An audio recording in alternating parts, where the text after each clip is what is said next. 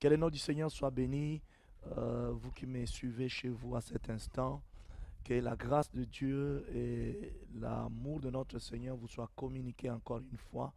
Je rends grâce à Dieu pour cette opportunité qu'il nous donne encore ce soir de pouvoir vous apporter la parole de Dieu. Et je bénis le Seigneur pour vos vies. Merci de m'accueillir chez vous par le canal de cette émission. Temps de victoire qui est un temps fort, qui est un temps que le Seigneur nous accorde. Sans plus tarder, je vais vous inviter à vous joindre à moi dans la prière. Nous allons prier et commencer notre émission. Et nous voulons également vous présenter nos excuses parce que généralement nous commençons à 23 heures. Aujourd'hui, nous avons eu un large retard suite à certaines complications techniques, mais qu'à cela ne tienne, le Seigneur nous a fait grâce de pouvoir réussir à stabiliser tout ce qu'il fallait stabiliser pour pouvoir vous offrir cette émission encore aujourd'hui. Et nous bénissons le Seigneur pour cela. Prions notre Seigneur. Papa, nous te disons merci pour ton amour et ta grâce. Merci pour l'onction de ton esprit qui prend le contrôle maintenant de toutes choses. Merci parce que ce soir, tu vas encore une fois parler à ton peuple. Seigneur, je vais te recommander ton peuple, te recommander tous ceux qui sont derrière leur iPad, leur téléphone, leur vidéo, leur télévision en train de suivre, Seigneur, cette émission. Je prie, Père, pour une onction particulière ce soir et que tu puisses tous nous enseigner, que tu puisses, Seigneur, circoncire mes lèvres afin que je puisse parler de ta part encore ce soir à tes enfants. Je prie également, Seigneur, que par cette émission, quelqu'un qui me suit à ce moment soit touché par ton esprit et que ceux qui sont dans des liens démoniaques soient libérés des liens et que, Seigneur, ceux qui n'ont pas encore donné leur vie à toi, Seigneur notre Dieu, qui puissent, Seigneur, recevoir Jésus comme le Seigneur et Sauveur. Merci pour ces instants. Merci pour ces instants, Seigneur, parce que tu vas guérir quelqu'un qui me suit à ce moment. Tu vas libérer, tu vas ramener une âme au salut ce soir. Et je te suis infiniment reconnaissant, Seigneur, pour ce moment, cet espace que tu me donnes pour pouvoir parler à ton peuple ce soir. Au nom de Jésus-Christ, je prie ainsi. Amen. Oui, bien-aimés, comme je le disais tout à l'heure, nous bénissons le Seigneur pour sa grâce et sa fidélité, sa bonté dans nos vies. Lui qui nous accorde cette grâce de pouvoir encore une fois vous présenter cette émission. Comme nous avons coutume ou habitude de le faire, nous sommes au temps de victoire. J'aimerais lire un passage avec nous qui est le passage habituel que nous lisons à chaque fois que nous commençons notre émission. J'aimerais que ces passages soient inscrits dans votre cœur, inscrits dans votre mémoire, de manière à ce qu'à chaque fois, quand il y a un combat, quand il y a une difficulté, quand il y a des situations contraires ou quand il y a opposition, que vous puissiez vous rappeler que Jésus-Christ est vainqueur, que vous puissiez vous rappeler que Jésus est ressuscité, Jésus est assis à la droite du Père et il intercède pour toi à ce moment et qu'à chaque fois que c'est dur, à chaque fois que l'adversité s'élève et que l'opposition se présente et que tu te rappelles que tu es appelé à marcher dans la domination, tu es appelé à vaincre l'ennemi et tu es appelé à réussir par le nom de Jésus-Christ.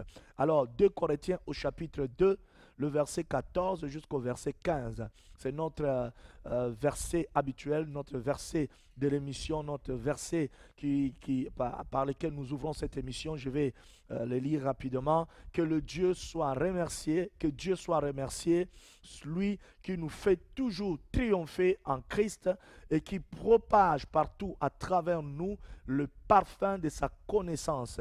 Nous sommes en effet pour Dieu la bonne odeur de Christ parmi ceux qui sont sauvés, parmi ceux qui périssent. Que le nom du Seigneur soit béni, car la parole de Dieu nous assure que notre Dieu nous fait toujours triompher en Jésus-Christ. Notre triomphe est certain et par cela, le Seigneur propage par nous le parfum de bonne odeur, afin que ceux qui sont encore dans les ténèbres, ceux qui sont dans la mort éternelle soient libérés et qu'ils soient sauvés par la grâce de notre Seigneur. Nous bénissons le Seigneur pour ce moment. Nous bénissons le Seigneur également pour vous qui êtes en train de vous connecter. Que le nom du Seigneur soit béni pour toutes les personnes qui se connectent à ce moment.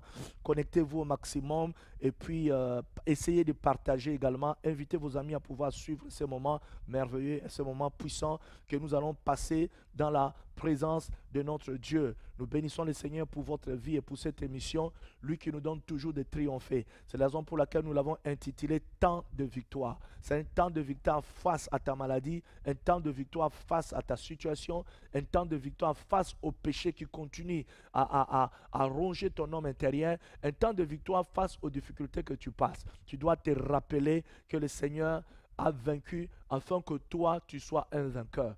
Et ce soir, je vais vraiment déclarer dans ta vie la victoire de Jésus. Je vais déclarer que le Seigneur a vaincu. Que le nom du Seigneur soit béni. Les jeudi passé, nous avons commencé notre émission. Nous avons parlé sur la doctrine biblique sur le diable. Bien-aimés, il est important que nous puissions connaître ces choses parce que souvent quand nous parlons de diable ou nous parlons de Satan dans la parole de Dieu, dans les prédications, certaines personnes mal affermies et certaines personnes qui n'ont pas la connaissance de la parole de Dieu se disent mais nous faisons de Satan une vedette, nous faisons de Satan le sujet du jour. Bien-aimés, nous ne faisons pas de Satan le sujet du jour. Même Jésus lui-même dans sa parole, si nous lisons la parole de Dieu, nous allons voir que Christ lui-même, dans Matthieu 13, le verset 19, il a enseigné. Et pendant qu'il enseignait sur la sémence qui a été sémée, il a parlé du diable. Quand nous voyons dans Jean chapitre 13, le verset 2, là où l'apôtre Jean est en train de parler de comment est-ce que l'un des disciples de Jésus qui s'appelait Judas d'Iscariote, l'Iscariote, quand il dînait avec Jésus, la Bible parle de comment est-ce que Satan est entré en lui. Et quand nous descendons encore, même avec les apôtres, même après la résurrection de Jésus, avec l'apôtre Paul, l'apôtre Pierre dans 1 Pierre 5, 8, il enseigne le peuple de Dieu, il enseigne les enfants de Dieu en disant, à l'air encourageant d'être sobre, à l'air encourageant de rester vigilant. Pourquoi? Il dit, car votre adversaire rôde comme votre adversaire. Il ne s'arrête pas là, il souligne très bien, votre adversaire, le diable. Donc votre adversaire Lucifer, votre adversaire Satan, rôde comme un lion rugissant, cherchant qui dévorer. Et la Bible dit, résistez lui avec toutes les armes de Dieu. Donc nous voyons bien aimé que dans la parole de Dieu nous enseigne sur toutes choses. Et Jésus lui-même a enseigné et il a parlé du diable. Il a montré le ruse du diable. Il a montré les œuvres du diable. Il a montré la nature du diable. Et ces choses sont très importantes à connaître. Parce que si tu ne connais pas qui est Satan, si tu ne connais pas comment Satan opère, si tu ne connais pas les œuvres du diable, tu seras séduit. C'est la raison pour laquelle j'exhorte tous ceux qui pensent que quand on enseigne sur le diable, c'est une façon de les rendre vedettes. Il n'est pas vedette du tout. Il a été vaincu et c'est un ange déchu. Le Seigneur nous donne la victoire sur lui, mais pour avoir cette victoire, il y a des principes. Et les principes de Dieu sont importants. Beaucoup de gens aujourd'hui sont victimes de frappes des sorciers, de frappes des envoûtements, de frappes d'oppresseurs de l'ennemi, simplement parce qu'ils ne connaissent pas comment est-ce que le diable opère. Beaucoup de chrétiens, même des serviteurs aujourd'hui, tombent dans des pièges de Satan, simplement parce qu'ils ne connaissent pas les ruses. C'est la raison pour laquelle dans la parole de Dieu, quand Jésus enseigne la parole dans Matthieu, il enseigne et il explique comment est-ce que le diable opère et dans quel cadre le diable opère. Le Seigneur nous montre et il va profondément en nous montrant la nature du diable, en nous montrant son existence, en nous montrant également sa position, comment est-ce qu'il travaille, son caractère. Tout ça pourquoi? C'est pour que nous ayons du discernement, que nous puissions connaître et comprendre notre ennemi afin de nous tenir dans la victoire. Parce que la bataille est réelle. Jésus a vaincu. Nous ne combattons plus pour la victoire, mais nous combattons dans la victoire. Mais comment vivre cette victoire qui a déjà été acquise il y a 2000 ans à la croix? Chers bien-amis, bien-aimés, il y a des choses que nous devons comprendre. C'est la raison pour laquelle, d'où le but de ces enseignements, pour pouvoir dénoncer le ruse du diable, pouvoir dénoncer le manœuvre du diable, pour pouvoir dénoncer sa nature, afin que le peuple de Dieu connaisse comment le diable opère dans la vie de l'homme, dans des églises, dans la rue, dans la société où nous vivons, bref, dans le monde entier. Et d'ailleurs, la Bible va loin en disant le monde entier est sous la puissance du malin. Ce n'est pas une façon de faire. Là, nous dirons, dans cette logique, nous pourrons aussi dire que le diable, la Bible fait du diable une vedette. Non, le diable en parle, la Bible en parle. La Bible parle du diable pour que chaque enfant de Dieu sache qui est le diable et comment il opère. Que chaque enfant de Dieu sache que notre ennemi et l'unique ennemi que nous avons à vaincre, c'est d'abord le diable. Et après, si nous vainquons le diable, nous pouvons vaincre toute autre chose. Nous ne pouvons pas réaliser la victoire sur la chair, la victoire sur le moi, si nous ne réalisons pas d'abord la victoire sur le diable. Pourquoi? Parce que le diable est l'auteur du péché. Il est la source du péché. Ainsi, il est important de pouvoir traiter la chose à la source, ou bien de les traiter dans l'embouchure. Que le Seigneur vraiment nous bénisse pour cela. Bref, c'était juste un aperçu de ce que nous avons vu avec vous, de ce que je vis avec vous le jeudi passé. Nous allons vraiment entrer dans notre moment d'émission où nous allons vraiment parler des choses très sérieuses ce soir encore. Nous parlerons sur les 7 principes spirituels de la liberté en Jésus-Christ. Mais je vais encore une fois, bien-aimés, vous encourager à pouvoir partager au maximum, à vous connecter et à envoyer à vos amis afin que nous puissions être nombreux à être connectés à ce moment pour pouvoir recevoir de Dieu ces enseignements qui sont des enseignements hyper importants et qui nous bénissent grandement. Amen. Mais avant toute chose, j'aimerais rendre grâce à Dieu pour la semaine passée, cette semaine qui vient de se passer, qui était une semaine glorieuse, qui était une semaine de grâce et de gloire. Nous avons vécu beaucoup de choses sur Toulouse depuis le début de la semaine où il y avait des enfants de Dieu qui sont descendus dans la rue pour pouvoir prêcher l'évangile de Jésus. Dans la rue, il y a eu l'évangélisation. Le peuple de Dieu s'est mobilisé pour pouvoir prêcher la parole dans la rue. Il y a eu pas mal de gens qui ont été touchés par l'évangile. Que le Seigneur bénisse vraiment les hommes et les femmes qui avaient consacré de leur temps à Toulouse pour pouvoir parler du Seigneur pendant ces jours dans la rue. Et pendant les 2 jours du 16 au 17 au palais de congrès d'Agora, nous avons vécu beaucoup de choses, nous avons vécu vraiment la gloire de Dieu, nous avons été bénis par des artistes qui nous ont vraiment accompagnés dans ce programme qui était un programme glorieux. Nous avons vu des hommes et des femmes vraiment assoiffés de la présence de Dieu, le Saint-Esprit, le baptême du Saint-Esprit descendre sur les hommes comme sur les femmes, les esprits impurs quitter le corps, les malades être guéris instantanément. Nous avons vraiment été bénis grandement pendant ces moments au palais des congrès. Que le Seigneur vraiment bénisse tous ceux qui ont participé à ce programme. Que le Seigneur bénisse tous les orchestres déjà qui ont participé, les orchestres de Toulouse.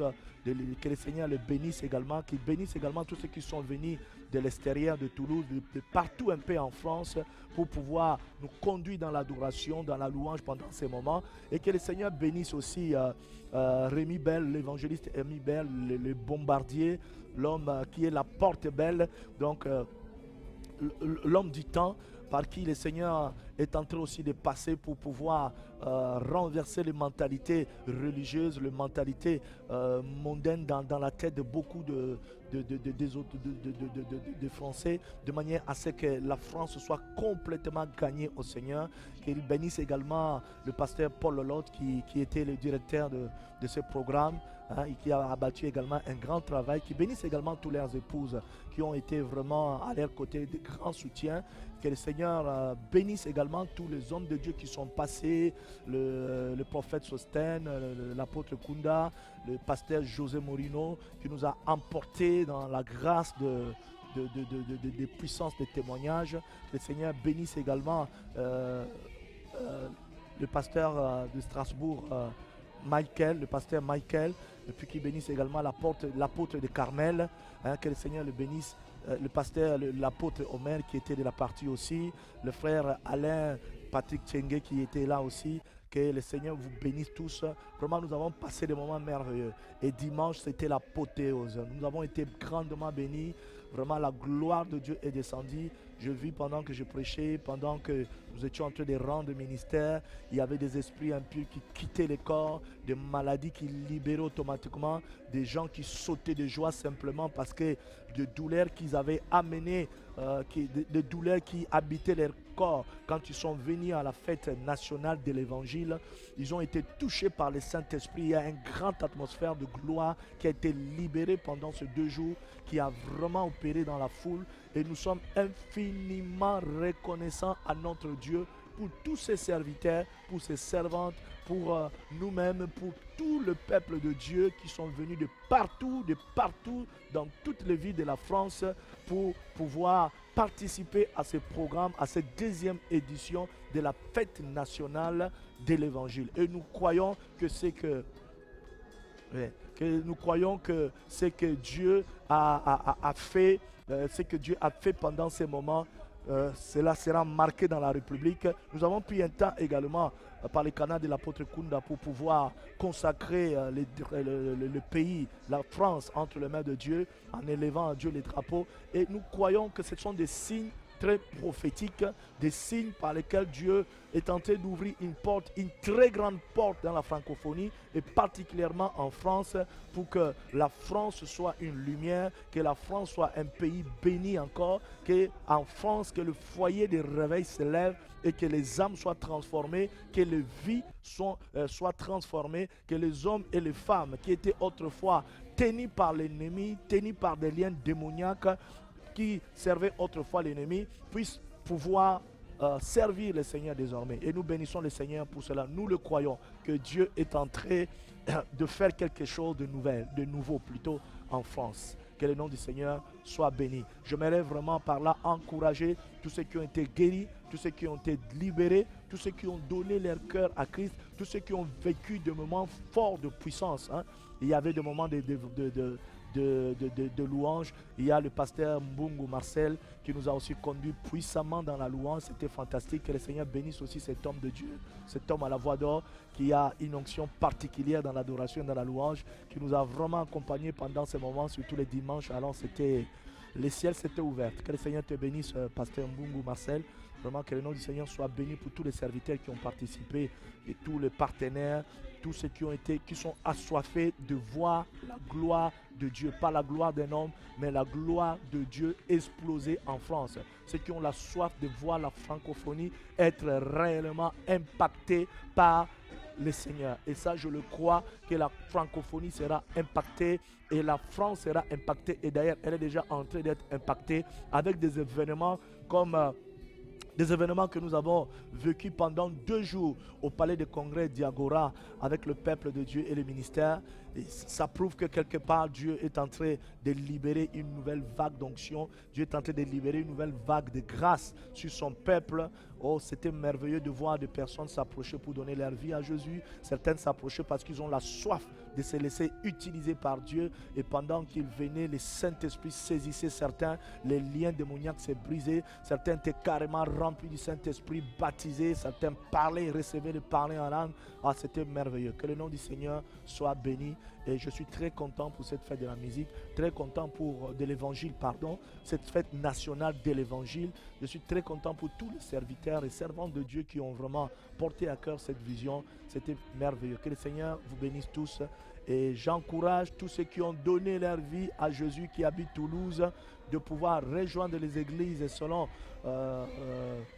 tels qu'on les a encouragés, et ceux qui ont reçu leur délivrance de pouvoir garder leur délivrance, ceux qui ont été guéris de ne pas hésiter surtout à nous écrire, à témoigner de ce que Dieu a fait dans leur vie. Parce que nous avons vu des grandes guérisons, nous avons vu des guérisons, il y en a eu, vraiment des guérisons, il y en a eu. Et nous bénissons le Seigneur pour cela, et des délivrances, des signes et des prodiges. Nous bénissons le Seigneur. Bref, Jésus a été glorifié par la voix des signes, des prodiges, par la voix de puissance et de miracles. Que le nom du Seigneur soit béni. C'est ainsi, je vous encourage, vous qui avez été délivrés, vous qui avez reçu votre guérison, de pouvoir vous investir dans le Seigneur complètement et de vous accrocher au Seigneur, parce que c'est ça le plus essentiel. Et ce soir, nous allons, avec la grâce de Dieu, accéder au 7e chapitre de notre enseignement sur être libéré des liens sataniques. Nous parlerons sur les 7 principes spirituels de la liberté en Jésus-Christ. Je vous invite à pouvoir suivre attentivement cet enseignement qui vous permettra aussi de pouvoir garder votre délivrance, de pouvoir persévérer et de pouvoir vivre de grandes choses avec le Seigneur. Que le nom du Seigneur soit béni. Là, vous êtes encore en train de voir dans les images pendant le moment de ministère où l'Esprit de Dieu est en train de descendre, où la puissance de Dieu est en train de circuler dans la foule pour libérer, guérir, où les esprits méchants que j'appelle les locataires indésirés sont en train de libérer sans préavis le corps et les âmes sont libérées. Et cela rejoint la parole du Seigneur dans le livre de Luc qui dit: l'Esprit du Seigneur m'a oint pour annoncer la bonne nouvelle aux pauvres, proclamer la délivrance aux captifs, renvoyer libres les opprimés et annoncer une année de grâce. Oui, nous avons expérimenté ça. La bonne nouvelle a été annoncée, les âmes ont été sauvées, la programmation de la délivrance s'est faite et les hommes et les femmes ont été délivrés. Les cœurs qui ont été brisés ont été restaurés. Je vis des gens restaurés, des gens qui sont entrés en étant presque dépressifs après la réunion, sortir étant vraiment OK. En tout cas, je bénis le Seigneur pour cette deuxième édition de la fête nationale de l'évangile qui était carrément une réussite parce que les objectifs ont été atteints, les âmes ont été sauvées, Jésus a été glorifié. Et toi qui n'as pas pu assister à cette deuxième édition, sache qu'il y a une troisième édition l'année prochaine. Il y a une troisième édition l'année prochaine.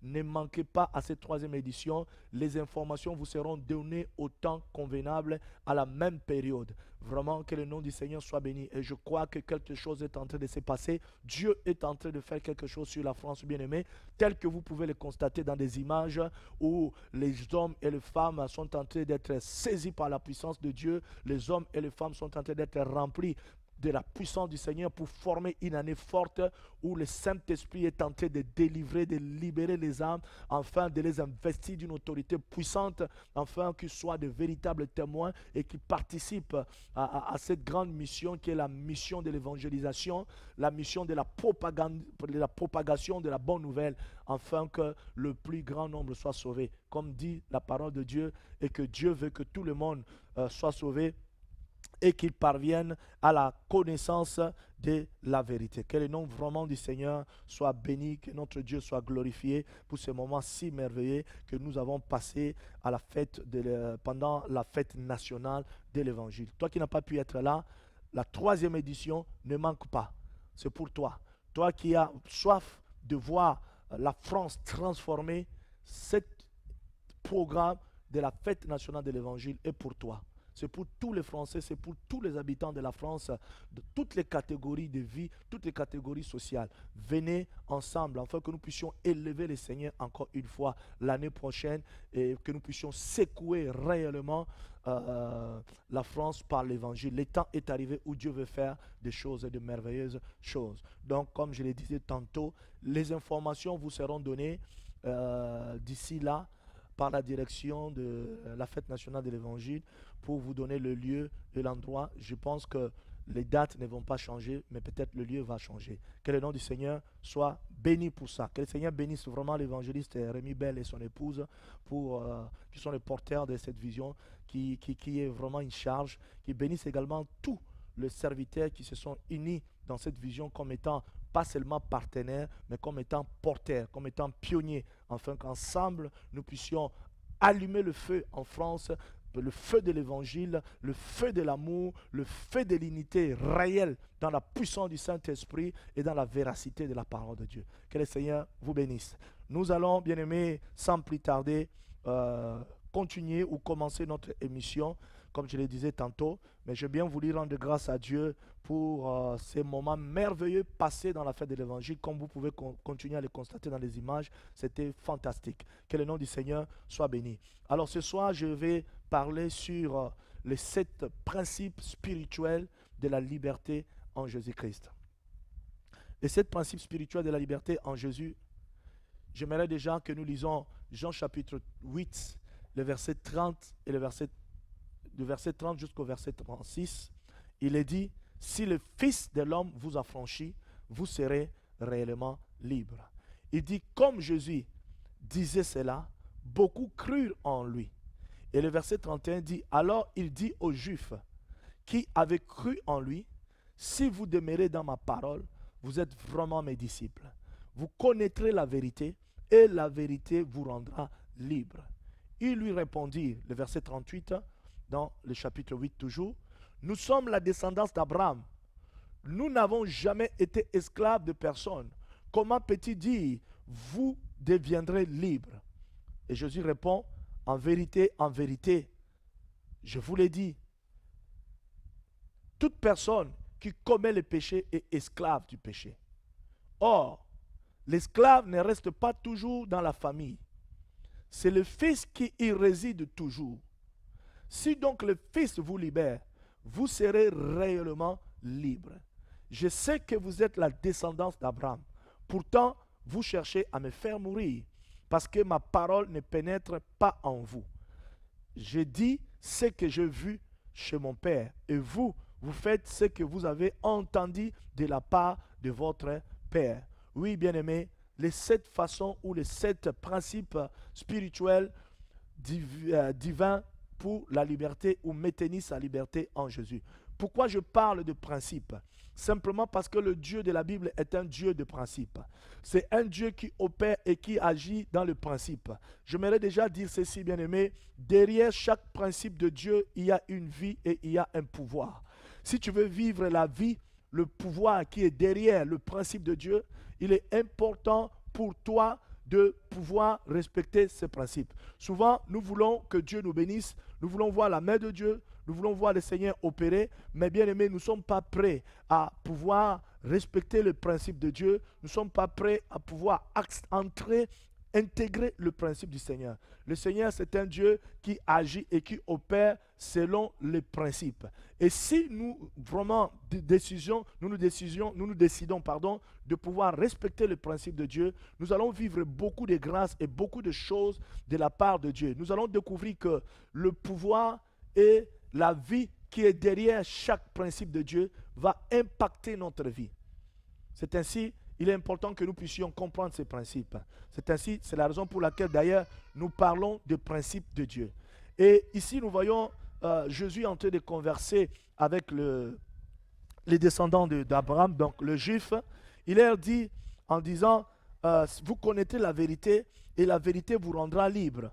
Et nous voyons la réponse, bien-aimée, de ces bien-aimés, de ces peuples, de ces juifs, qui dit à Jésus, mais nous n'avons jamais été esclaves de personne. Pourquoi dis-tu que nous allons devenir libres? La réponse de Jésus a été très claire. Jésus les a dit, si quelqu'un, il dit, je vous l'ai dit, Jésus leur dit, toute personne qui commet le péché est esclave du péché. Or, l'esclave ne reste pas toujours dans la famille. C'est le fils qui y reste. Cette phrase est très pertinente. L'esclave ne reste pas toujours dans la famille, mais c'est le fils qui y reste. Toute personne qui commet le péché est esclave du péché. C'était pour les amener à comprendre que si vous voulez réellement la délivrance, si vous voulez être restauré, il est important que le Fils vous affranchisse. Oui, bien-aimé, c'est ainsi, il est important pour nous de comprendre déjà c'est quoi la liberté en Jésus-Christ. Parce que quand le Seigneur nous affranchit, c'est pour nous rendre libres. La Bible dit, vous savez comment Dieu a oint de force et du Saint-Esprit Jésus de Nazareth qui allait de lieu en lieu, faisant du bien et guérissant tout ce qui était sous l'emprise du diable, car Dieu était avec lui. Donc, bien-aimés dans le Seigneur, il est important pour nous de réaliser et de comprendre que le Seigneur nous veut libres. Le Seigneur veut que nous soyons libres. Le Seigneur veut que nous puissions marcher dans la liberté. Jésus est venu pour nous libérer du péché. Jésus est venu pour nous libérer de l'emprise de l'ennemi. Jésus est venu pour nous libérer de l'influence du mal. Mais comment vivre la vraie liberté en Jésus-Christ?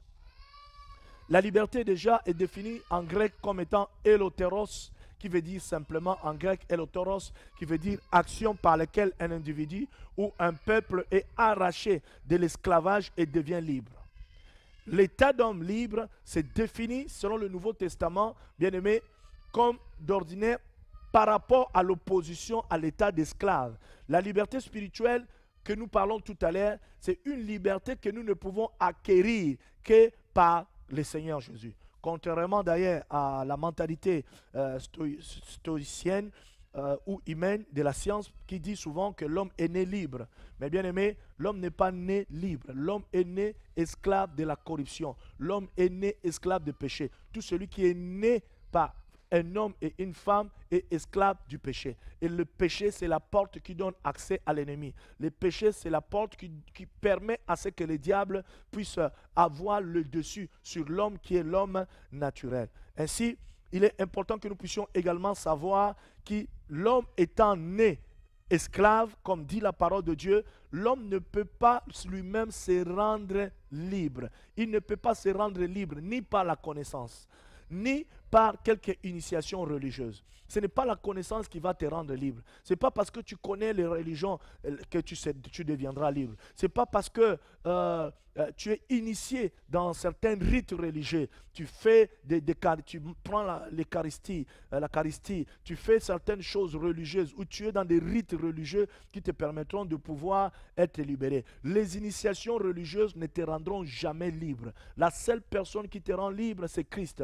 La seule personne qui te rend libre, c'est Christ par la puissance de la parole, quand tu découvres la puissance de la parole de Dieu.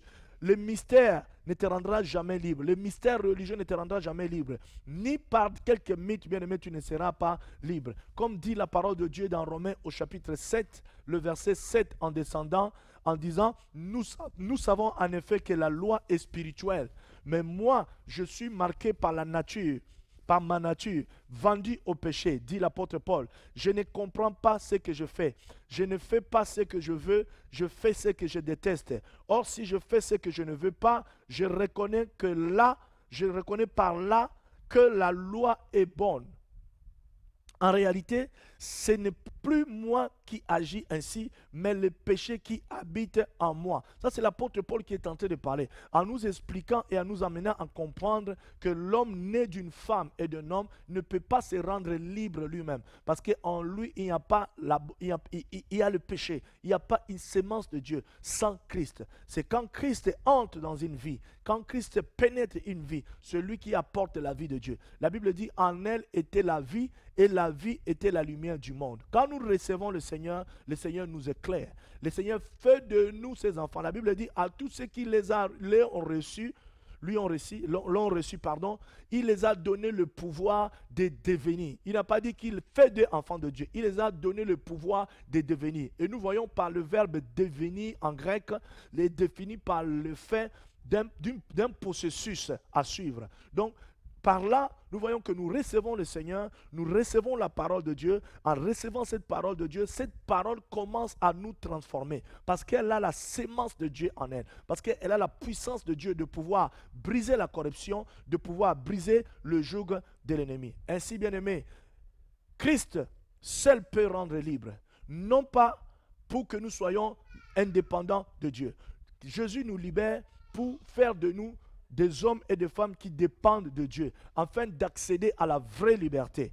Il est important que nous puissions aussi comprendre ça. La vraie liberté qui amène à la justice, qui amène à la sainteté de Dieu, c'est une vraie liberté qui nous vient quand le Seigneur nous rend réellement libres et que nous commençons à dépendre de lui. Pourquoi? Parce que nous devons comprendre une chose, bien-aimée. L'intention subtile et cachée de Satan est de nous rendre indépendants de Dieu. Une fois que l'homme devient indépendant de Dieu, Satan le surplante. Satan peut supplanter tout homme qui est indépendant de Dieu. C'est la raison pour laquelle, même dans le jardin d'Adam, Satan savait que aussi longtemps que Ève et Adam resteront dépendants de Dieu, il ne pourra pas les détourner, il ne pourra pas dominer sur leur vie. Et qu'est-ce qu'il a possédé? À quoi il a possédé? Il a possédé par la méthode de la désobéissance, c'est-à-dire de détourner Adam, de détourner l'homme à la dépendance de Dieu. Ainsi, chers amis, avant d'entrer même dans le principe, j'aimerais vraiment nous amener, vous qui me suivez à cet instant, à comprendre que le Seigneur ne nous délivre pas pour faire de nous des hommes et des femmes indépendants de lui. Le Seigneur nous délivre des liens de ténèbres. Le Seigneur nous délivre du péché. Le Seigneur nous délivre de la mort pour faire de nous des hommes et des femmes qui dépendent de lui. C'est par l'indépendance, c'est par la dépendance, à Dieu que nous accédons à la vraie liberté. C'est ainsi, ici,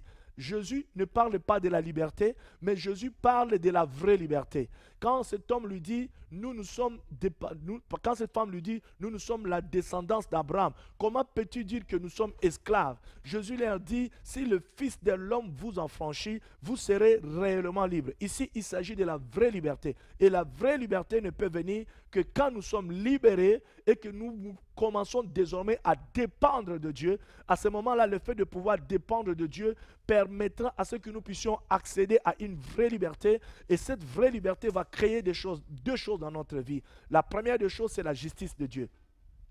La liberté dans laquelle nous accédons, qui est la vraie liberté, fera à ce que nous soyons justifiés et que nous puissions aussi produire les œuvres de la justice.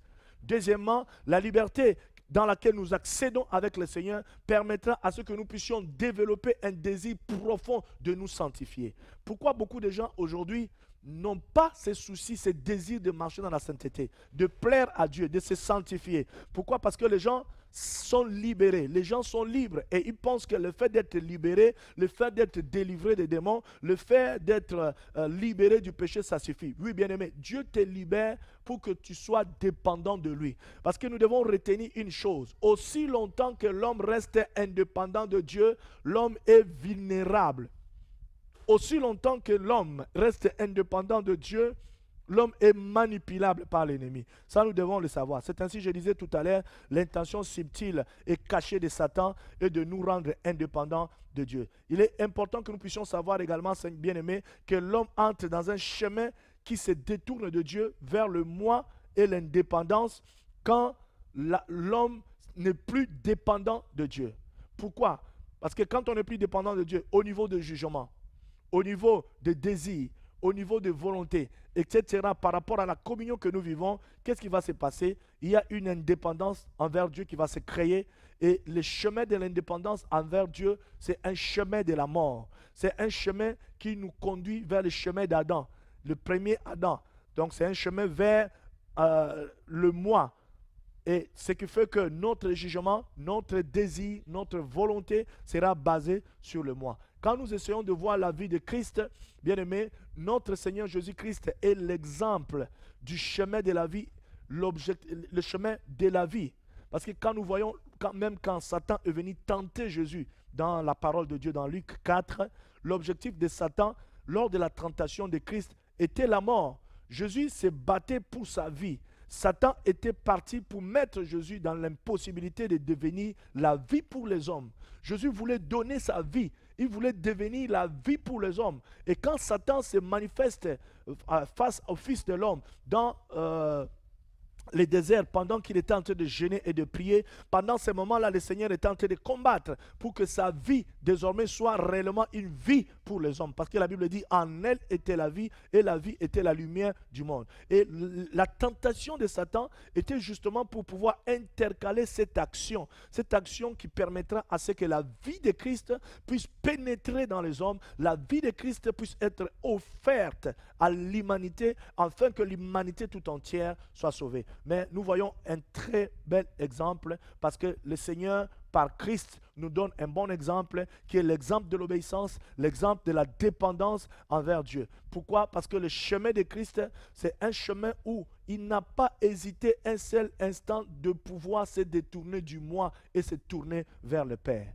Il n'a pas hésité un seul instant de pouvoir rester dépendant du Père.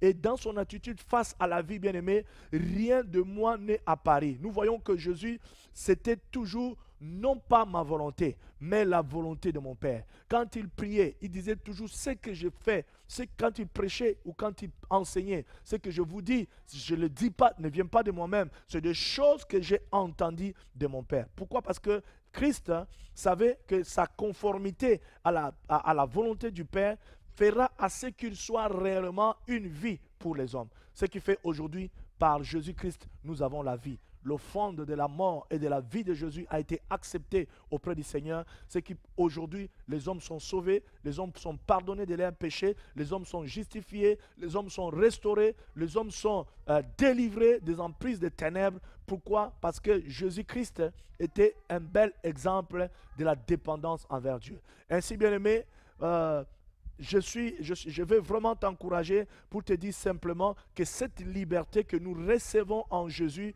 ne se définit pas par l'indépendance, mais par la maîtrise de soi, ni par la maîtrise de soi, ni par le fait que nous soyons enfants de Dieu. Non, cette liberté spirituelle a été acquise par Jésus-Christ. Cette liberté spirituelle est communiquée par le Saint-Esprit. Cette liberté spirituelle nous rend libres des jugements d'autres, bien-aimés. Cette même liberté spirituelle fait à ce que nous accédons dans une action où nous sommes libérés, nous sommes arrachés de l'esclavage et nous devenons des hommes et des femmes libres. Alors, si le Seigneur nous libère maintenant, quels sont les principes de Dieu pour pouvoir maintenir cette liberté? Toi qui me suis, peut-être tu as été délivré à la fête nationale de l'Évangile, tu as été guéri, tu as été délivré, tu as été restauré. Cet enseignement te concerne. Je t'encourage à rester branché parce que nous allons prier. Quels sont les principes? Je venais de dire tout à l'heure, derrière chaque principe de Dieu, il y a une vie et il y a un pouvoir. Quels sont les principes à respecter? Quels sont les principes dans lesquels nous devons nous retrouver, nous maintenir, pour permettre à ce que nous puissions garder réellement notre liberté qui est en Jésus-Christ? Premièrement, nous devons savoir que la liberté, la vraie liberté, la liberté devient vraie liberté si seulement nous apprenons à dépendre de Dieu. Tu ne peux pas vivre la vraie liberté si tu ne dépends pas réellement de Dieu. C'est ainsi que vous allez voir quand Jésus parlait au peuple juif en leur disant, si le Fils de l'homme vous a franchi, vous serez réellement libre, en leur disant, je sais que vous êtes la descendance d'Abraham. Jésus leur dit, je sais que vous descendez d'Abraham. Mais le problème c'est quoi? Vous êtes dans les rites, vous êtes dans la religiosité, vous êtes dans la religion, vous êtes attachés à des rites qui ne vont pas sauver. Le temps est arrivé maintenant où vous devez être attaché au Messie, attaché à la personne dont Dieu a choisi pour communiquer la vie au monde. C'est ce que Christ voulait réellement simplement dire aux Juifs, en leur disant, si le Fils de l'homme vous a franchi, vous serez réellement libre. C'est-à-dire, le temps est arrivé où vos cœurs doivent être réellement et entièrement tournés vers Dieu. C'est ainsi Dieu dit dans l'Ancien Testament, je mettrai mon esprit en vous, je ferai que vous puissiez pratiquer mes ordonnances. Parce que vous savez, dans l'Ancien Testament, l'Esprit de Dieu a influencé les gens de l'extérieur. Mais dans la nouvelle institution sacerdotale, Christ vient habiter le corps, le cœur. Le Saint-Esprit vit en nous. Et en vivant en nous, il est capable de pouvoir nous transformer si nous l'acceptons, si nous acceptons de pouvoir accéder dans sa dépendance. Si nous voulons nous détacher de notre propre dépendance, pouvoir entrer dans la dépendance de Dieu, Christ est capable de pouvoir le faire. La deuxième des choses, si nous acceptons la dépendance de Dieu, bien-aimé, nous devons également apprendre à pouvoir porter l'armure de Dieu.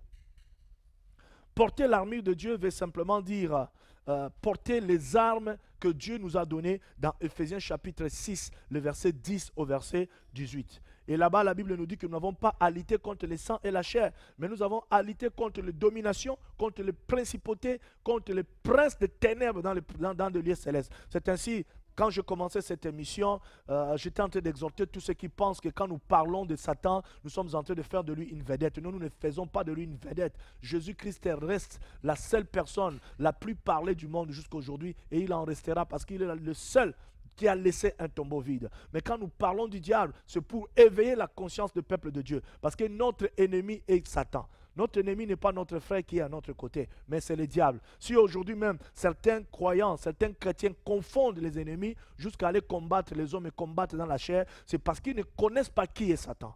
Mais quand ils comprendront qui est Satan, ils réaliseront que tout ce qui est mal vient de lui.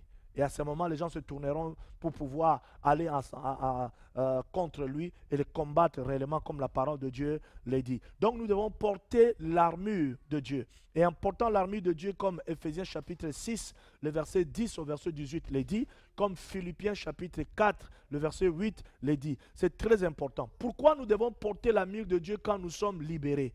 Simplement parce que les démons vont tenter de rentrer. Les démons vont chercher à assaillir, assaillir notre pensée. Mais si nous avons l'armure de Dieu, particulièrement les casques du salut, bien aimés, nous allons nous maintenir dans la délivrance.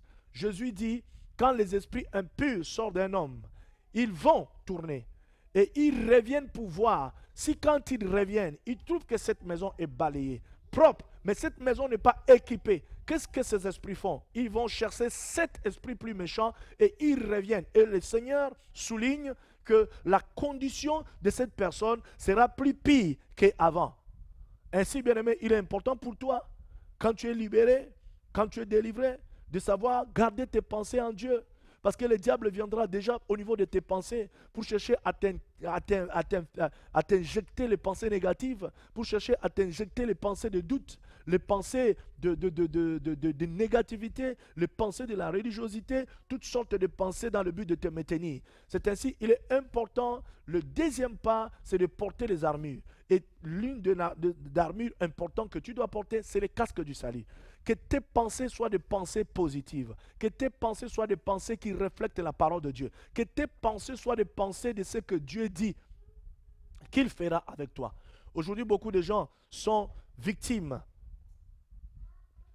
Beaucoup de gens sont victimes de frappes de Satan simplement parce qu'ils sont dans des pensées ils sont plongés dans des pensées négatives.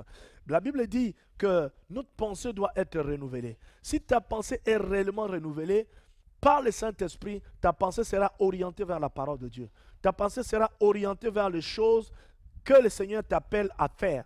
Et à ce moment-là, tu seras une femme qui va vivre dans la gloire, qui va vivre dans la victoire. Parce que c'est à ça que tu es appelé. Le Seigneur te donne la victoire sur l'ennemi. Le Seigneur ne te rend pas libre pour que tu sois de nouveau esclave de Satan. Le Seigneur ne te rend pas libre pour que tu retournes sur ce que tu avais vomi comme péché. Le Seigneur te rend libre pour que tu demeures libre. Et cette liberté, tu as besoin de dépendre de Dieu. Cette liberté, bien-aimé, tu as besoin de pouvoir porter les armes de Dieu. Aujourd'hui, il y a beaucoup de hommes et de femmes qui pensent que les serviteurs de Dieu, particulièrement des hommes et des femmes à qui Dieu a donné cette grâce dans le ministère de puissance, sont des marabouts ou des féticheurs. Non, bien aimé, ne faites pas des pasteurs de féticheurs.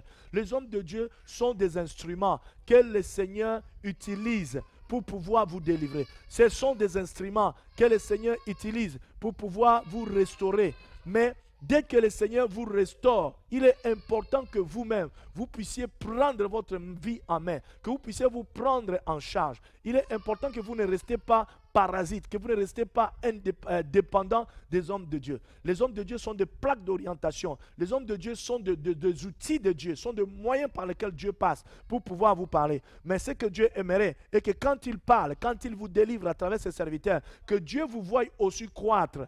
Dieu vous voit arriver à la maturité, de manière à ce que vous aussi, à votre tour, que vous soyez des instruments par lesquels Dieu peut passer pour opérer. Donc, le deuxième principe important, c'est porter toute l'armure de Dieu. Le casque du salut, le paix de l'esprit qui est la parole de Dieu, les chaussures à nos pieds qui représentent la paix, la cuirasse de justice, la ceinture de la vérité. Toutes ces choses sont importantes, toutes ces armes sont importantes. Toi qui veux garder ta liberté, qui veux marcher dans la liberté, tu dois avoir ces armes. Ces armes te permettent de combattre. Le bouclier de la foi par lequel nous éteignons tous les traits enflammés du malin. Quand le diable vient te voir en te disant « Non, tu n'es pas guéri », tu peux par ta foi, tu éteindre ces boucliers en disant « Je suis guéri au nom de Jésus ». Quand le diable vient te voir pour te dire « Non, les démons qui sont sortis ou les chaînes qui ont été brisées dans ta vie par le Seigneur, ces chaînes sont tentées de revenir ». Si tu es dans la foi et que tu utilises cette bouclier de la foi, tu diras « Arrière de moi Satan », tu diras « Je suis libre dans le Seigneur et je confesse ma liberté ». Ainsi, tu pourras garder ta liberté dans le Seigneur. C'est très important. Le troisième principe important, c'est le principe de pouvoir confesser positivement ce que dit la parole de Dieu. Quand nous lisons Marc chapitre 11, le verset 3, nous allons voir comment est-ce que notre Seigneur Jésus l'a fait. Bien aimé, la confession positive est très importante. Une confession négative permanente est une caractéristique d'une vie influencée et contrôlée par les démons. Si vous voyez une personne toute sa vie passe le temps à confesser que la négativité dans sa vie, cette personne doit être influencée par les esprits impurs. Parce que quand une vie est influencée par les esprits impurs, qu'est-ce qui se passe? Cette personne ne peut que confesser la négativité. Et c'est en confessant la négativité qu'il y a beaucoup de mauvaises choses qui viennent. En confessant la négativité, c'est là où il y a des portes démoniaques qui s'ouvrent dans nos vies. Ainsi, la Bible dit, la vie et la mort est au pouvoir de la langue, bien-aimé. Une personne qui a été libérée par le Seigneur, qui a été restaurée par Dieu, doit désormais apprendre à confesser positivement ce que dit la parole de Dieu. C'est ainsi que tu dois apprendre à lire la parole de Dieu. Tu dois apprendre à savoir qu'est-ce que la parole de Dieu dit à ton sujet. Confesser la parole de Dieu est très importante. Parce que quand nous confessons la parole de Dieu, premièrement, nous rappelons au diable que nous savons ce que nous sommes devenus en Jésus-Christ. Deuxièmement, quand nous confessons la parole de Dieu, nous permettons à notre foi de pouvoir libérer ce que j'appelle les échos de foi et permettre à l'Esprit de Dieu de pouvoir accomplir ce que nous confessons. Parce que des fois, Dieu a besoin de nous voir parler, de nous voir confesser. La force et la puissance de la parole dans la vie spirituelle est très importante. La Bible dit que c'est par la parole que Dieu a créé toutes choses. Et si nous avons été créés à l'image de Dieu, et si nous sommes des enfants de Dieu, nous sommes presque de petits dieux, nous sommes de Dieu, nous devons apprendre à créer par la parole. Et par quelle parole? La parole de notre Père Céleste, qui est dans la parole de Dieu. Il est important, bien-aimé, que nous sachions, que nous puissions apprendre à confesser la parole de Dieu. Apprends à confesser la parole de Dieu d'une manière positive. Cela te permet de pouvoir entrer dans une autre dimension de victoire et de liberté. Troisièmement, demeurer dans la parole. Quatrièmement, c'est demeurer dans la parole. La Bible ne nous recommande pas seulement de confesser la parole comme des perroquets, comme font certains, mais il est important, si nous confessons, que nous puissions aussi croire à ce que nous confessons. Il est important, si nous confessons, que nous puissions aussi vivre ce que nous confessions. Parce que la parole devient réelle et elle devient forte, elle devient puissante quand nous la vivons. Ainsi, le quatrième principe consiste à demeurer dans la parole de Dieu. Cher ami, personne ne peut demeurer libre très longtemps à moins d'avoir la parole de Dieu comme fondement. Si nous lisons Jacques chapitre 1, le verset 22 jusqu'au verset 25, il est dit, mettez en pratique la parole de Dieu, ne vous contentez pas seulement à l'écouter, mais celui qui a plongé les regards, un peu plus loin, la Bible dit, celui qui a plongé les regards dans la loi parfaite, la loi de la liberté, qui a persévéré, celui-là qui ne l'a pas oublié, qui l'attend et qui le met en pratique, sera heureux dans son activité. Et le psalmiste, dans le livre des psaumes, au chapitre 119, je crois, le verset 105, nous dit, ta parole est une lumière à mes pieds, une lampe à mes pieds et une lumière sur mes sentiers. Donc, quand nous demeurons dans la parole de Dieu, après être libérés par le Seigneur, ça nous permet de marcher dans la victoire. Nous ne pouvons pas maintenir notre victoire si nous n'avons pas un fondement qui est la parole de Dieu. Tout celui qui veut vivre dans la gloire, tout celui qui veut vivre, quand je parle de la gloire, je ne parle pas de la gloire de l'homme, qui veut vivre dans la gloire de Dieu, qui veut voir la main de Dieu, qui veut se maintenir étant libre et servir le Seigneur, marcher dans ce monde comme étant un homme, une femme rachetés par le sang de Jésus, doit apprendre à demeurer dans la parole de Dieu. Nous voyons aujourd'hui beaucoup de personnes viennent dans des églises ou assistent à des moments de conventions, de conférences, de croisades d'évangélisation, et ils profitent de cette opportunité pour pouvoir recevoir leur guérison, recevoir la délivrance. Mais quand ils retournent chez eux, ils vivent comme des païens. Ils vivent comme des gens qui ne connaissent pas le Seigneur. Et ces hommes veulent voir la continuité de ce que Dieu a commencé dans leur vie. Bien aimé, cela n'est pas possible. Tu ne peux pas voir la continuité de ta délivrance. Tu ne peux pas voir la continuité de ta liberté. Tu ne peux pas voir la continuité de ta bénédiction, la restauration totale, si tu ne demeures pas dans la parole de Dieu. Ainsi, il est important pour tout celui qui veut voir la restauration totale, qui veut voir une continuité de ce que Dieu a commencé à faire dans sa vie, d'apprendre à voir pour seul et unique fondement la parole de Dieu. Ça, c'est hyper important. Donc, c'est le quatrième principe important que nous devons réaliser. C'est le cinquième principe important que nous devons le cinquième principe important que nous devons réaliser. Parce que la Bible dit même dans le livre des psaumes, au chapitre 1, le verset 3, « Heureux l'homme qui ne suit pas le conseil des méchants. Donc, bien aimé, sans ça, il est difficile pour nous de pouvoir nous maintenir dans la liberté. Nous avons le cinquième principe qui est la crucifixion de la chair. Une personne qui veut maintenir sa liberté réelle en Christ et vivre une véritable restauration doit accepter de crucifier les appétits charnels. Pourquoi? Parce que, bien aimé, tout appétit charnel non crucifié sont des portes ouvertes au diable et font la guerre à l'esprit. C'est ainsi, si nous lisons Galates chapitre 5, le verset 19, en descendant vers le verset 24, là-bas, il est important, la parole de Dieu nous fait voir qu'il est important pour tout celui qui veut vivre sa liberté en Christ d'apprendre à crucifier sa chair. Accepter de se séparer de son ancienne vie. Accepter la nouveauté de vie. Ne pas avoir peur de la nouveauté. Ne pas avoir peur d'accéder dans les nouvelles choses avec le Seigneur. Parce que la Bible dit dans 2 Corinthiens 5, l'homme en Christ est une nouvelle créature. Les choses anciennes sont passées et toutes choses sont devenues nouvelles. Le sixième point important, c'est de pouvoir apprendre également à développer une vie de louange, une vie d'adoration et une vie de prière. Si tu veux réellement demeurer dans ta restauration, garder ta liberté en Christ, tu dois apprendre à louer le Seigneur, à adorer le Seigneur. Parce que la louange, l'adoration sont des clés importantes qui attirent la présence de Dieu, qui nous permettent de pouvoir vivre une autre dimension de grâce et de plénitude avec le Seigneur. Et il y a également le domaine de la prière. Tu dois apprendre à prier, à passer les moments dans la présence de Dieu, à sortir des distractions. Ça, c'est hyper important. Et le dernier principe, c'est savoir... Le dernier principe, c'est apprendre à approfondir son implication dans le corps de Christ, qui est l'Église.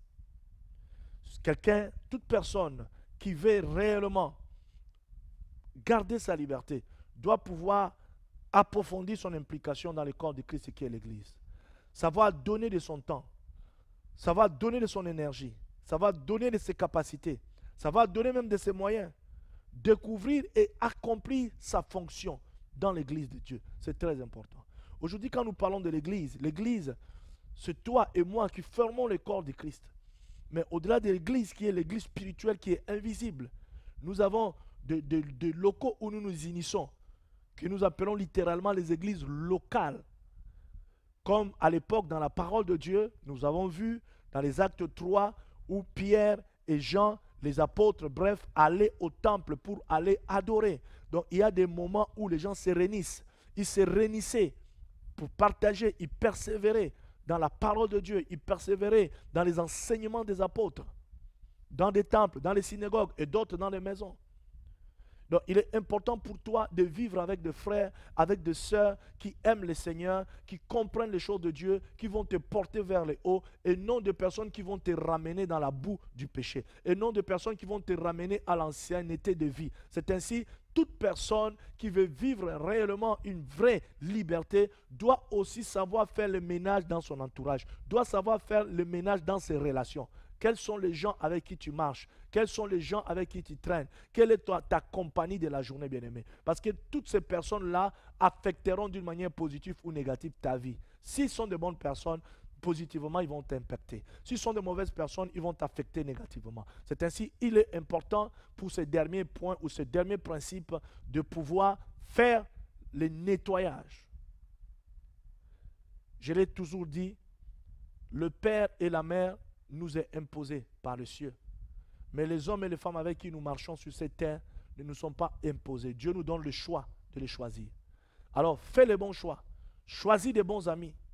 Des amis qui sont enflammés du Seigneur.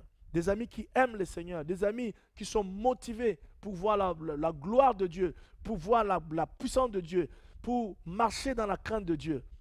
Choisis des hommes et des femmes qui peuvent t'encourager. Si tu vis en compagnie des gens qui sont de mon cœur, tu seras mon cœur comme eux. Tu finiras par devenir mon cœur comme eux. Si tu vis en compagnie des gens qui aiment encore le monde et qui vivent et qui pratiquent le péché, tu finiras par repratiquer le péché comme eux. Mais si tu vis au milieu des gens qui sont sanctifiés, des gens qui aiment le Seigneur, c'est important. Tu verras la gloire de Dieu dans ta vie et le Seigneur libérera une grâce particulière dans ta vie. C'est ainsi qu'il est important pour toi, bien-aimé, de pouvoir faire le nettoyage parmi tes amis. Fais le nettoyage dans ton entourage. Tu ne peux pas venir au Seigneur et continuer à fréquenter tes anciens endroits où tu fréquentais qui t'amenaient dans les péchés, où tu pratiquais les péchés. Tu ne peux pas venir dans le Seigneur et continuer dans de mauvaises fréquentations comme cela a été le cas. La Bible dit l'homme en Christ est une nouvelle créature. Les choses anciennes sont passées et toutes choses sont devenues nouvelles. Que le nom du Seigneur soit béni pour l'enseignement de ce soir. Nous allons nous arrêter là pour permettre à ceux qui ont des questions à poser leurs questions et puis nous allons passer à la prière ce soir. Que le Seigneur vous bénisse tous qui êtes connectés. Restez connectés et je vous encourage à partager encore, à partager ce moment, à partager. Nous sommes arrivés à la fin de notre émission. Nous allons répondre à quelques questions avant de pouvoir prier s'il y en a. S'il n'y en a pas, nous allons prier. Et vraiment, que le nom du Seigneur soit béni pour cette émission. La semaine a été très chargée pour nous suite à la fête nationale de l'Évangile où nous étions à Toulouse au Palais des Congrès. Mais le Seigneur soit béni parce qu'il nous a donné quand même l'opportunité de pouvoir retourner sur Limoges cet après-midi. Malgré la fatigue physique, il nous a donné la force de pouvoir être au champ de bataille pour pouvoir vous encourager, vous apporter la parole, sa parole. Que le nom du Seigneur soit béni. S'il y a des questions maintenant, chers amis, vous pouvez poser vos questions rapidement pour nous permettre de pouvoir passer à l'étape de la prière et puis vous donner le temps de pouvoir vous reposer pour ceux qui vont travailler demain. Que le nom du Seigneur soit béni. Alléluia. Je vais demander à la régie de pouvoir m'envoyer les questions s'il y en a. Que le nom du Seigneur soit béni. Comme nous l'avons toujours dit, bien-aimés, le but poursuivi dans cette émission, c'est la proximité des prédicateurs. La proximité des prédicateurs et de son auditoire. Donc vous avez l'occasion maintenant de pouvoir poser des questions. Si vous avez des questions, posez des questions maintenant. N'hésitez pas, écrivez vos questions. Nous sommes là pour pouvoir vous répondre. Nous sommes là pour pouvoir partager avec vous, vous encourager, vous amener dans la présence de Dieu réellement. Et puis répondre à vos inquiétudes souvent, répondre à des questions qui paraissent parfois des questions qui sont des questions bêtes, mais qui peuvent être des questions qui sont des questions importantes, qui permettent à certaines personnes qui n'ont rien compris de pouvoir comprendre. Donc, n'hésitons pas de pouvoir poser des questions. Nous sommes presque à la fin de cette émission. Je vais me tourner vers des questions pour pouvoir répondre à quelques questions avant que nous puissions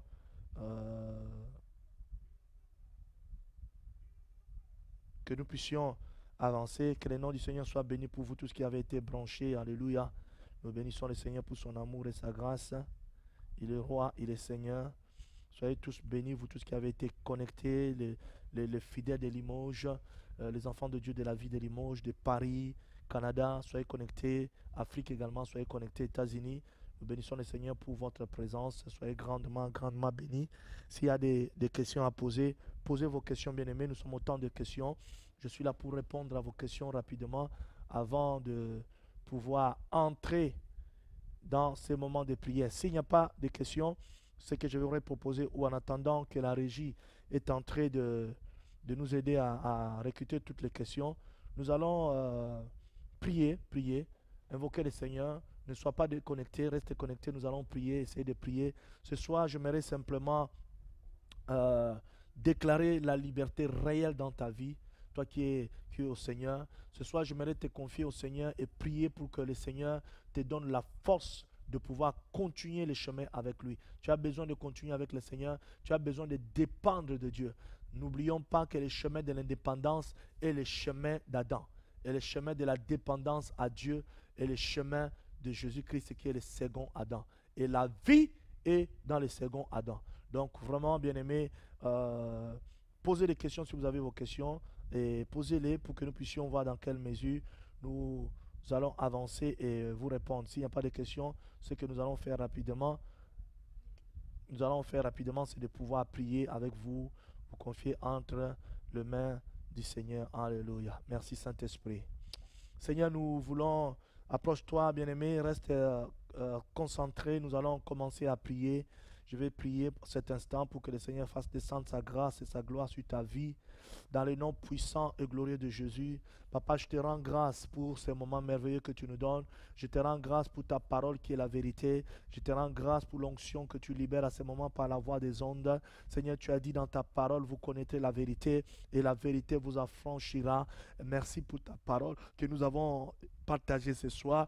Maintenant, Seigneur, je vais te confier mes bien-aimés qui sont de l'autre côté en train de nous suivre à ces moments. Je prie, Éternel, mon Dieu, que tu puisses donner la grâce et la faveur à chacun de pouvoir persévérer avec toi. Je prie pour tous ceux qui étaient fatigués dans leur foi. Seigneur, donne à chacun de pouvoir se relever au nom de Jésus. Je prie, Père, pour tous ceux qui s'étaient déjà détachés de toi, que tu leur donnes de pouvoir revenir à toi, Seigneur, car tu veux que tout le monde soit sauvé, qu'ils parviennent à la connaissance de la vérité. Je prie, Père, pour tous ceux qui n'ont pas encore pris la décision de marcher avec toi, qui écoutent cette vidéo, et que là où ils sont, qu'ils soient touchés également par la puissance du nom de Jésus. À cet instant, Seigneur, où nous voulons prier, car c'est le temps de victoire, je vais simplement proclamer la victoire dans ta vie, toi qui me suis à ce moment. Dans le nom puissant et glorieux de Jésus, je libère une parole de grâce.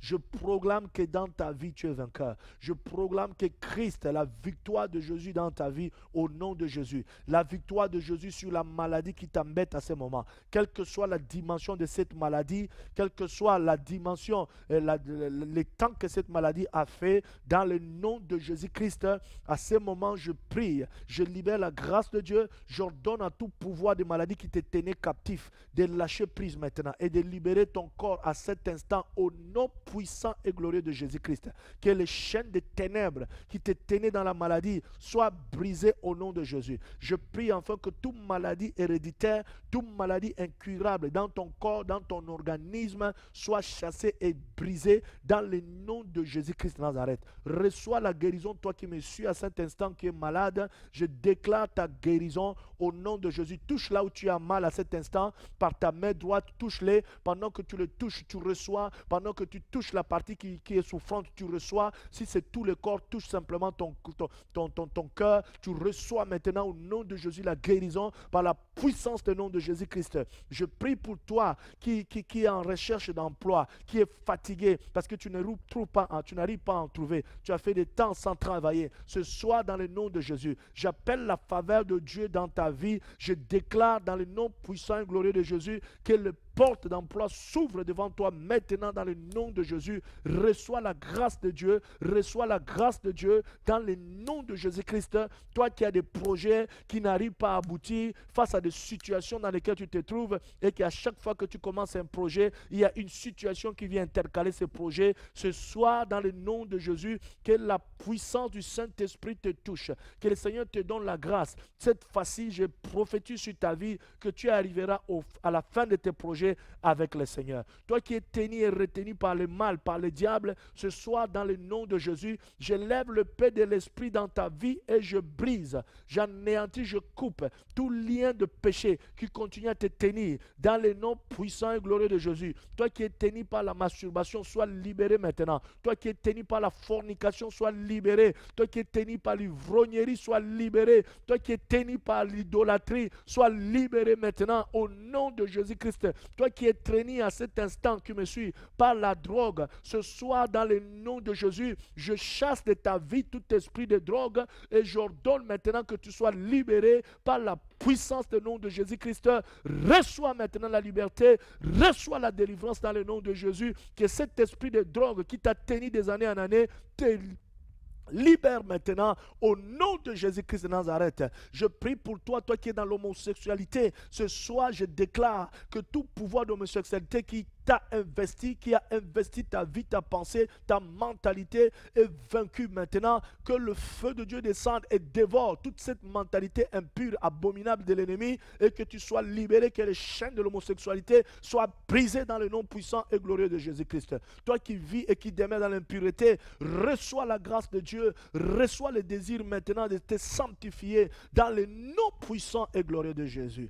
Merci Seigneur pour la victoire. Je déclare la victoire victoire dans la vie de ma soeur qui me suit à cet instant, la victoire dans la vie de mon frère qui me suit à cet instant, que celui qui traverse des combats durs face à des sorciers de famille, face à des ennemis, face aux praticiens occultes à cet instant, reçois la guérison au nom de Jésus, reçois la délivrance, reçois la victoire face à tous ces combats que tu traverses. Je déclare et je prophétise dans ta vie qu'aucun totem de famille ne peut continuer à dominer ta vie. Aucun pouvoir de ténèbres, aucun hôtel familial maléfique ne peut continuer à te dominer. Ce soir, reçois ta délivrance et sois vainqueur au nom de Jésus. Je déclare dans ta vie que tout celui qui a utilisé ton étoile pour pouvoir s'enrichir, à cet instant est tenté de s'appauvrir maintenant au nom de Jésus. Que ton étoile soit restaurée, que ton étoile soit bénie et que tout hôtel maléfique élevé en ton nom contre toi soit renversé par la puissance du nom de Jésus-Christ. Que tout lien qui te tenait comme étant un mauvais exemple de famille, ce soit dans le nom de Jésus. Si dans ta famille les femmes ne se marient pas,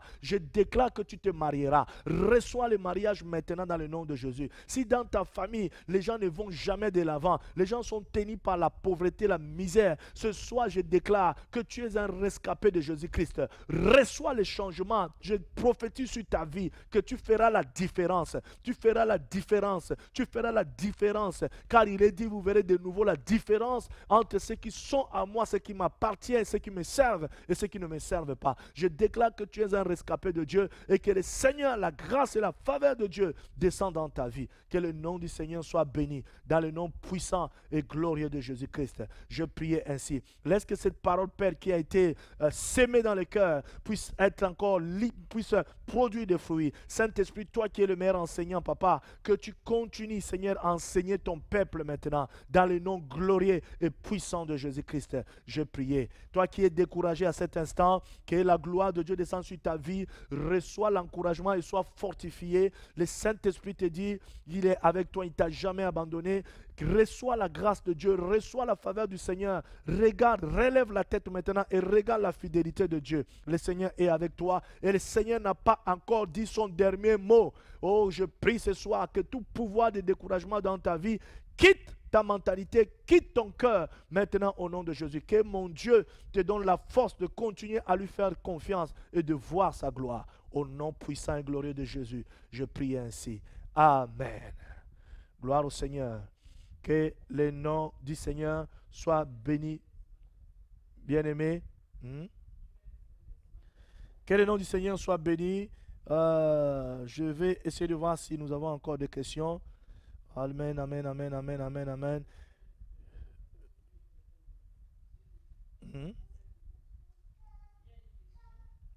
Je vais demander à la régie de pouvoir m'envoyer des questions.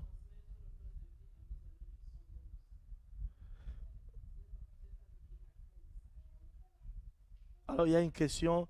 Posez des questions qui sont des questions liées au message. Mais je vais répondre quand même, parce que c'est une mission de proximité. Comment pouvons-nous transmettre le pain de vie? Le pain de vie, quoi? À nos amis qui sont loin du Seigneur. Déjà, il faut définir, bien aimé, c'est quoi? Qu'est-ce que nous appelons le pain de vie? La parole de Dieu, Jésus dit dans les évangiles, il dit, vos pères ont mangé de la manne dans le désert, ils sont tous morts. Mais moi, je suis le pain descendu du ciel. Celui qui me mangera ne mourra jamais. Et nous voyons que quand il est allé au funérailles, quand il est allé pour aller ressusciter Lazare, il a dit aux sœurs de Lazare, je suis la résurrection et la vie. Quiconque vit et croit en moi ne verra jamais la mort. Donc quand nous parlons de pain de vie, nous devons savoir que le pain de vie, c'est Jésus lui-même. Et en répondant à cette question, comment donner le pain de vie aux autres? Pour donner le pain de vie, il faut annoncer l'évangile. Et cette annonce d'évangile commence par les témoignages personnels que nous avons. Il est important pour chaque croyant, pour chaque chrétien de témoigner personnellement de ce qu'il a vécu avec le Seigneur.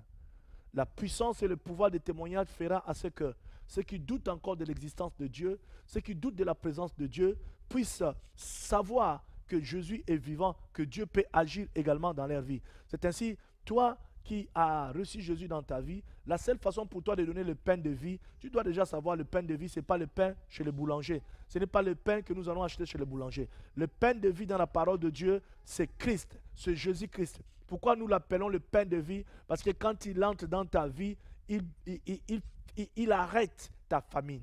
il arrête ta soif. Il arrête tout ce qui a été contraire à la destruction. Il nourrit ton âme. Tout ce qui était contraire à ta restauration et à ta bénédiction. Donc c'est ainsi, il est important que nous comprenions cela. Pour pouvoir transmettre le pain de vie, nous devons évangéliser. Comme nous l'avons fait dernièrement, comme Chapeau, comme les gagnants d'âme l'ont fait dernièrement, les bien-aimés frères et sœurs l'ont fait dernièrement, lors de tous les jours de la fête de la musique à Toulouse, et de l'évangile, pardon, la fête nationale de l'évangile à Toulouse, les gens sont descendus dans la rue pour prêcher la parole de Dieu. Alors là, ils avaient transmis, ils ont donné le pain de vie qui était Jésus. Alors si tu veux donner le pain de vie aux autres, c'est évangéliser. Commençons d'abord à témoigner de notre vie, de ce que Jésus a fait dans nos vies. N'ayons pas honte de témoigner. Je sais que l'un des obstacles à vaincre pour le réveil en France, c'est la honte du témoignage.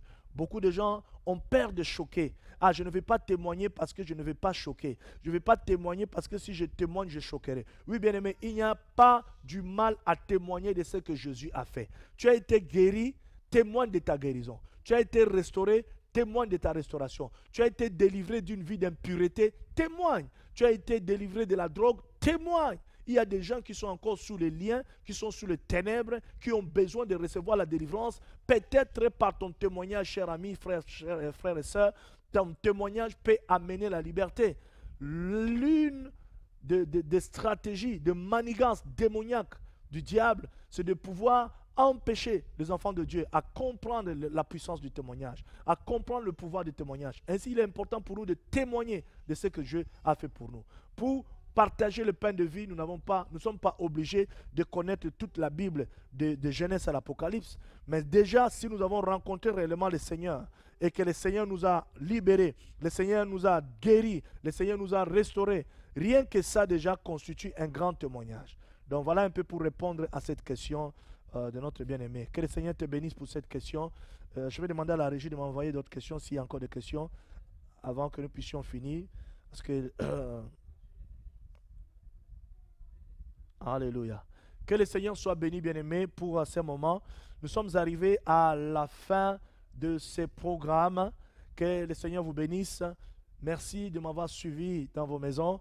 Merci de m'avoir accueilli, d'avoir accueilli cette émission Fête de l'Évangile, d'avoir accueilli la parole de Dieu par mon humble personne.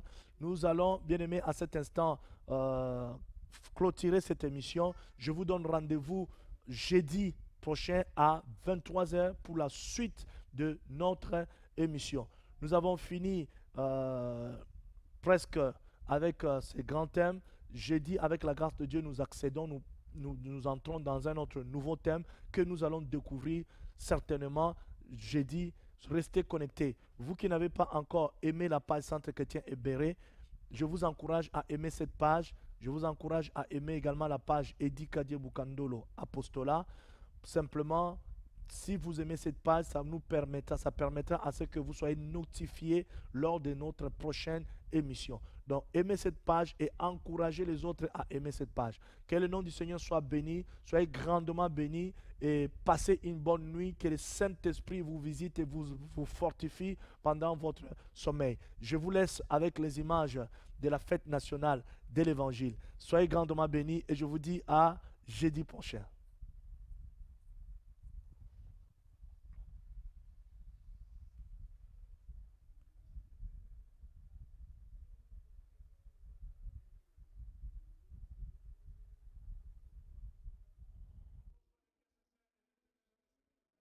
Laisse le Saint-Esprit t'impacter ce soir. Vous savez, ce soir, Dieu me dit qu'il va t'imposer le main humain. Il va te toucher ce fort. Les hommes de Dieu vont passer après. Mais maintenant, là, il y a des choses qui vont commencer à se passer.